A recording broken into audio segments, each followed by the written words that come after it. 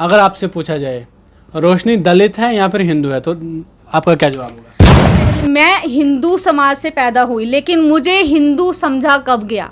मुझे बताएं। मैं बहुत रिस्पेक्ट करती हूँ हर एक रिलीजन की, मुझे हिंदू समझा कब गया? मुझे हिंदू के नाम पर प्रताड़ना सहनी पड़ी। आए दिन देखते हैं कि हमारे समाज में अत्याचार बढ़ते जा रहे हैं, लेकिन किसी भी दलित समाज के नेता का कोई स्टेटमेंट नहीं आता। जो है कठुआ में एक लड़के के साथ जो है जिस तरह से मारपीट की गई, उसके बाद जो है यूनियन चक वाले एरिया में जो है एक लड़के के साथ किस तरह से जो है वो रेप किया गया, लेकिन इन दोनों मसलों पर जो है किसी दलित लीडर ने नहीं बात की। क्या लगता है आपको, आपकी कम्युनिटी के जो लीडर हैं किसी पार्टी में बैठे हुए हैं, उनके ऊपर किसी का दबाव है या फिर वो लोग खुद ही जो है बात नहीं करना चाहते? अगर हम दलित समाज के लिए आगे आएंगे तो हमारा वोट बैंक वहाँ पे टूट जाएगा। अगर आपकी पार्टी हमारे दलितों की बात करने से मुँह करती है, बात नहीं करने देती, तो क्यों आपको किसी पार्टी में काम करना है?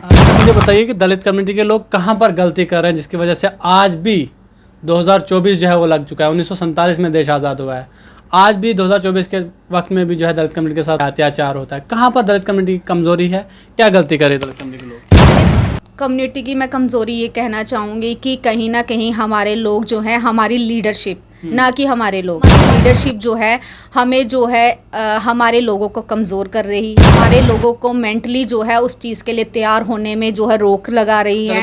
रिजर्वेशन भी बहुत पहले से है, आज भी जो है दलित कम्युनिटी के लोग जो है वो स्टडी क्यों नहीं कर पाते हैं? क्या फाइनेंशियली प्रॉब्लम होती है? और अगर फाइनेंशियली कुछ प्रॉब्लम होती है तो ये दलित कम्युनिटी के लोग जो है फाइनेंशियली स्ट्रांग क्यों नहीं हो पाए? लोगों की कंपैरिजन में एक चीज़ आ जाती है कि हमारे बच्चे गवर्नमेंट स्कूल में पढ़ते हैं, तो जब दूसरी जातियों की बात आ जाती है तो वो प्राइवेट स्कूल में पढ़ते हैं। रिजर्वेशन की बात आती है तो हम लोगों को कहते हैं कि उन लोगों के साथ रिजर्वेशन पे फाइट करो। जब हम लोगों के बच्चे 70% लाते हैं और वो कहते हैं कि हमारे बच्चे 80% 90% वाले घर बैठे हुए हैं, लेकिन जब हम लोग रिजर्वेशन लेके एक पोस्टों के ऊपर बैठते हैं कि कुछ लोगों को वहाँ पे भी दिक्कत होती है कि ये लोग वहाँ पे क्यों खा रहे हैं। आज मेरे साथ बातचीत करने के लिए मौजूद है रोशनी, जो एक सोशल एक्टिविस्ट हैं। इनसे हम बातचीत करने की कोशिश करेंगे और इनसे जानने की कोशिश करेंगे कि ये कितने सालों से जो है वो दलित समाज के लिए काम कर रही है और इन्होंने कब सोचा पहली बार कि मुझे जो है अपनी कम्युनिटी के लिए काम करना चाहिए, इन्होंने कितनी पढ़ाई की है और इन्हें क्या इंटरेस्ट है अपने समाज के लिए काम करने के लिए, क्योंकि दलित समाज से और भी कई बड़े लीडर हैं, वो क्या दलित कम्युनिटी की बात नहीं कर रहे थे, इसलिए जो है रोशनी ने ये कदम उठाया। इनसे बातचीत करने की कोशिश करेंगे। रोशनी, आप मुझे बताइए कितने सालों से जो है आप सोशल एक्टिविज्म में हैं, अपने लोगों के लिए कितने सालों से काम कर रहे हैं? सर लास्ट में 2012 से जो था मेरा डिसीजन था कि मैं इस अपने समाज के लिए आगे आऊँ, अपने समाज के लिए काम करूँ। कहते हैं कि कहीं ना कहीं कोई डिसीजन लेने के लिए पीछे कोई ना कोई रीज़न रहा होता है, तभी जो है हम एक डिसीजन पे आ पाते हैं कि हम इस चीज़ के लिए कैपेबल हैं या नहीं है। उसके लिए भी हमें कहीं ना कहीं सोच विचार करना पड़ता है कि क्या हम समाज के लिए आगे आ रहे हैं, क्या हम खुद के लिए आगे आ सकते हैं। पहले क्वेश्चन ये आता है कि हम खुद की सेफ्टी कर सकते हैं, ये क्वेश्चन आता है। तो एक 2012-13 की बात है कि हमारे अपने मोहल्ले की मैं बात करती हूँ, जहाँ मैं ward number 12 Krishna Nagar science college में रहती हूँ। तो यहाँ पे जो था एक मतलब एक मेन जो थी एक पुली बनने वाली थी, वहाँ पे एक था एक मतलब नाला जो था वो टूटा हुआ था। और वहाँ पे मुझे एक चीज़ देखने, उस टाइम पे मेरा एक माइंड भी इतना प्रॉपर डेवलप नहीं था, बातचीत करने में मैं इतनी समक्ष नहीं थी कि मैं उसको एक तर्क वितर्क करके बातचीत कर पाऊँ। बट एक चीज़ आती है कि एक लाइफ में एक मोड़ आया कि मैं जब सोचूं कि हाँ मुझे अपने समाज के लिए आगे आना है। रोशनी ने स्टडी कहाँ तक की है? सर मैं पोस्ट ग्रेजुएट हूँ from Delhi university, Miranda house, जो इंडिया का फर्स्ट रैंक कॉलेज है, जहाँ पे बहुत से आप फिल्म सेलिब्रिटीज़ जो हैं वहाँ से अपनी एजुकेशन कंप्लीट कर पाए हैं। अच्छा रोशनी, आप मुझे बताइए कि आपने क्यों ये स्टेप लिया? क्योंकि दलित कम्युनिटी से और भी बड़े बड़े लीडर हैं, ठीक है। ताराचंद जो है जम्मू कश्मीर के डिप्टी चीफ मिनिस्टर रहे हैं, देवेंद्र मनियाल हैं, और भी कई बड़े लीडर हैं। वो क्या अपनी कम्युनिटी के लिए काम नहीं कर रहे थे? आपको इसीलिए ज़रूरत महसूस हुई कि मुझे अपनी कम्युनिटी के लिए काम करना चाहिए? सर मैं किसी एक विशेष के ऊपर टिप्पणी नहीं करना चाहूँगी। मुझे ये था कि कौन क्या कर रहा है समाज में, सभी देख रहे हैं। अब मैं बोलूँगी कि पर्टिकुलरली एक बंदा समाज के लिए आगे नहीं आया। मेरे ये लगता है मेरे लिए, मैं अपनी सोच विचार करती हूँ कि कहीं ना कहीं ये चीज़ गलत है। मैं इतना चाहती हूँ कि अगर कोई दलित समाज का मसीहा बन के सामने आता है तो एक हमारा धर्म बन जाता है, एक हमारी रिस्पॉन्सिबिलिटी बन जाती है कि हम दलित समाज के लिए आगे आएँ।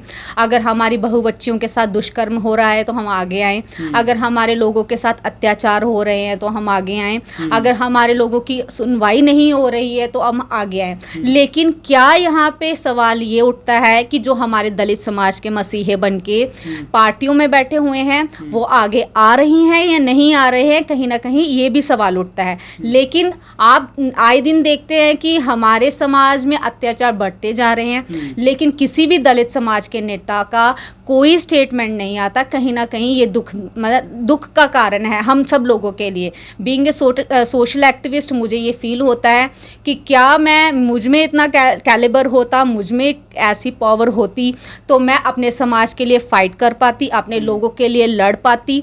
लेकिन हमारे जो हैं आंखें मूंद के जो हैं बैठे हुए हैं, उनको सिर्फ और सिर्फ पावर चाहिए। रोशनी, हाल ही में जो है कठुआ में एक लड़के के साथ जो है जिस तरह से मारपीट की गई, उसके बाद पुणे चक वाले एरिया में जो है एक लड़की के साथ किस तरह से जो है वो रेप किया गया और उसके बाद क्या कुछ कहानी सुनाई गई। लेकिन इन दोनों मसलों पर जो है किसी दलित लीडर ने नहीं बात की। आप ही उस वक्त भी सामने आई और भी आपके साथ कुछ सोशल एक्टिविस्ट सामने आए, आपने एहतजाज किया। क्या लगता है आपको, आपकी कम्युनिटी के जो लीडर हैं किसी पार्टी में बैठे हुए हैं, उनके ऊपर किसी का दबाव है या फिर वो लोग खुद ही जो है बात नहीं करना चाहते? सर ये तो सामने ही देखने को मिलता है, मैं क्या बोलूँगी कि किसका दबाव है। अगर आप पार्टी में बैठते हैं, एक पार्टी में अगर रोशनी किसी पार्टी में बैठती है, एक प्रोटोकॉल सेट होता है कि हमें इसके अंदर ही अपना काम करना है। अगर हम दलित समाज के लिए आगे आएंगे तो हमारा वोट बैंक वहाँ पे टूट जाएगा। हम जो हैं हम दलित समाज के लीडर हम अपने अंदर इंटरनली देखें ना कि अगर मैं दलित समाज का नाम लेकर अगर इस पार्टी में आ रहा हूँ, क्या मुझ में इतनी सक्षमता है, क्या मैं इस चीज़ के लिए सक्षम हूँ कि मैं अपने दलित समाज के लिए आगे आऊँ?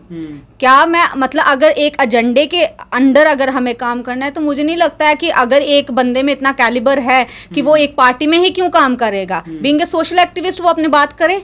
अगर आप नहीं काम कर सकते हो, अगर आप पार्टी में बैठ के आप काम नहीं कर सकते तो मुझे नहीं लगता है किसी पार्टी की ज़रूरत है। अगर आपकी पार्टी हमारे दलितों की बात करने से मुँह करती है, बात नहीं करने देती, तो क्यों आपको किसी पार्टी में काम करना है? रोशनी, आप मुझे बताइए कि दलित कम्युनिटी के लोग कहाँ पर गलती कर रहे हैं जिसकी वजह से आज भी 2024 जो है वो लग चुका है। 1947 में देश आज़ाद हुआ है, आज भी 2024 के वक्त में भी जो है दलित कम्युनिटी के साथ अत्याचार होता है। कहाँ पर दलित कम्युनिटी की कमज़ोरी है, क्या गलती करे दलित कम्युनिटी के लोग? दलित कम्युनिटी की मैं कमज़ोरी ये कहना चाहूँगी कि कहीं ना कहीं हमारे लोग जो हैं, हमारी लीडरशिप, ना कि हमारे लोग, हमारी लीडरशिप जो है हमें जो है हमारे लोगों को कमज़ोर कर रही है। हमारे लोगों को मेंटली जो है उस चीज़ के लिए तैयार होने में जो है रोक लगा रही है।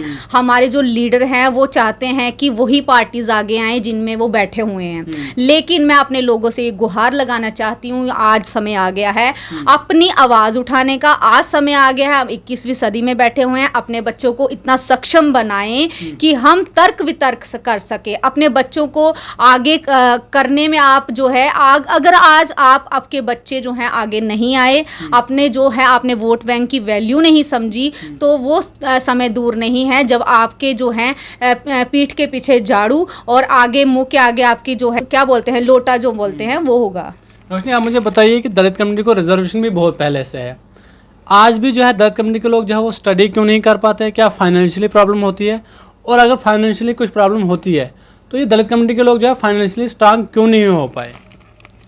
सर मैं आपको ये बताना चाहूँगी कि रिज़र्वेशन की जहाँ आप बात करते हैं, बाबा साहेब की बहुत बड़ी देन है हम सब के लिए कि रिज़र्वेशन उन्होंने हमें दी ताकि हम जो है स्टेबल हो सके, पढ़ लिख सके, नौकरियां ले सके।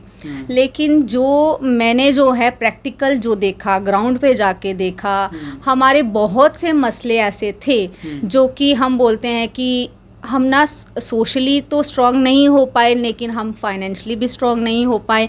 किसी ना किसी तरह से हमारी जो थी चूक रह गई। किस तरह से?